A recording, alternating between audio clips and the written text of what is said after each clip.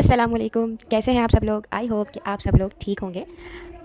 आज है मेरा new vlog and new topic ये है कि आज की बात है बहुत इंपॉर्टेंट, बिकॉज एक ऐसी बात जो मैं आपसे शेयर कर रही हूँ वो आप सब लोगों को पता है कि हमारे अंदर और लोगों के अंदर क्या क्या बात है। हम लोग समझते हैं कि हम लोग नमाज़ें पढ़ के, कुरान पढ़ के अपने गुनाहों को माफ़ करवा सकते हैं। बेशक ऐसा ही है, लेकिन एक बात आप अपने दिमाग में ज़रूर रखें कि नमाज़ें पढ़ के, कुरान पढ़ के, अच्छे काम करके, नेक राह पे चल के मे भी हो सकता है कि आपके गुनाह बख्श दिए जाएँ, लेकिन जो आपने गुनाह किए हैं उससे आपको कौन बचाएगा?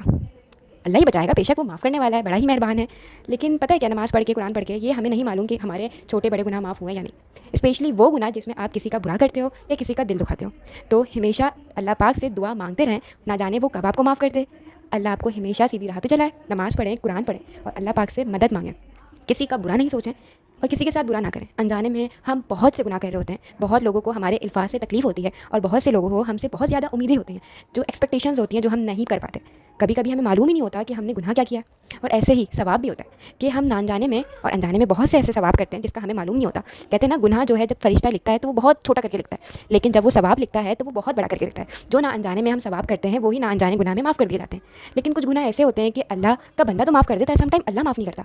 और अल्लाह माफ़ कर देता है कभी कभी, लेकिन बंदा माफ़ नहीं करता।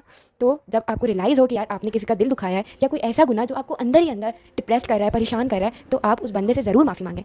और अल्लाह पाक से आखिरी सांस तक, जब तक अल्लाह पाक आपको हिदायत दे, आप माफ़ी मांगते रहें। हो सकता है कोई ऐसा वक्त आए, कोई एक मिनट हो जो अल्लाह आपसे राज़ी हो जाए और आपको माफ़ कर दे।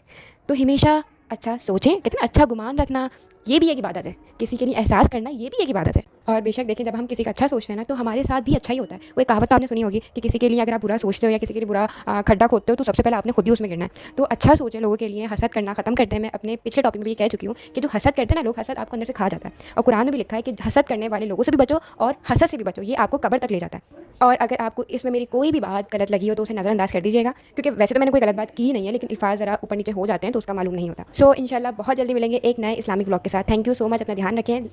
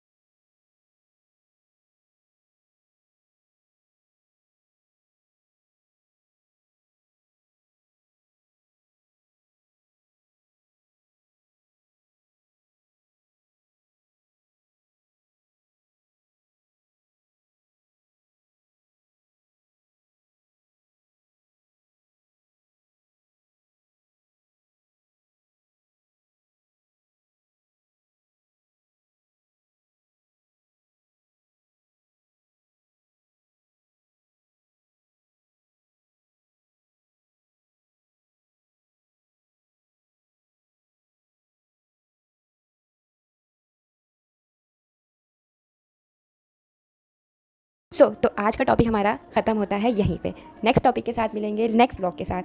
तो दुआओं में याद रखें, लाइक एंड सब्सक्राइब करना बिल्कुल ना भूलें। Thank you so much. अल्लाह हाफिज़।